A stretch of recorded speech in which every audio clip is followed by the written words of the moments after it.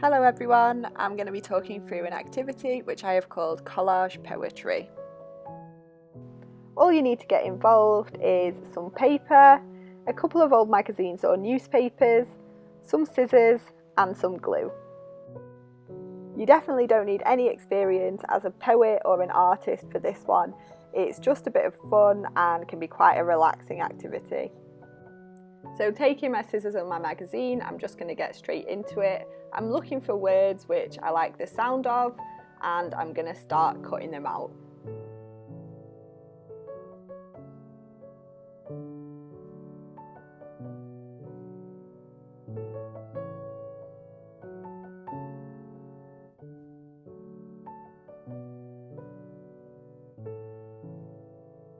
There's really not much thought process going into this.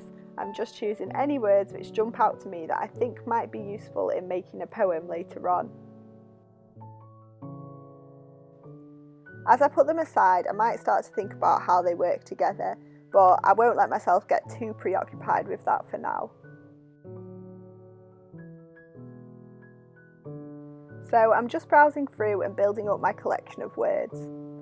I definitely won't be using all of these, but I think it is best to build up quite a good bank.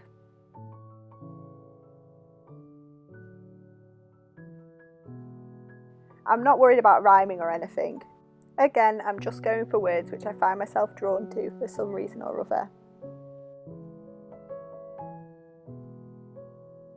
After I've gathered quite a collection, I'm going to start working on my piece of paper.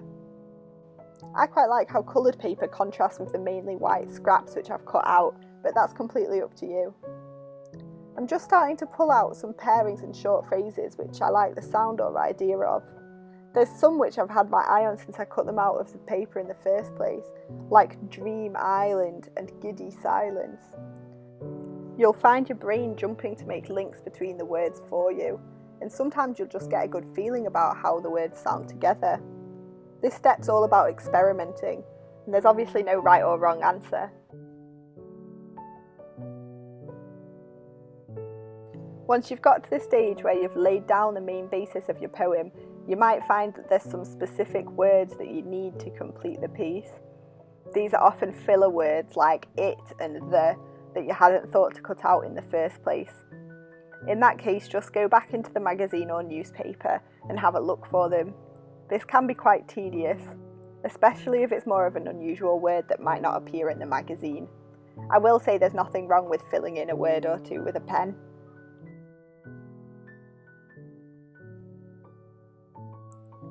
Once I was completely happy with my poem, I started to think about how it might look best on the page. This is completely personal preference. I didn't go for anything too crazy because my poem's quite calm, and I didn't want to contradict that with how I laid it out.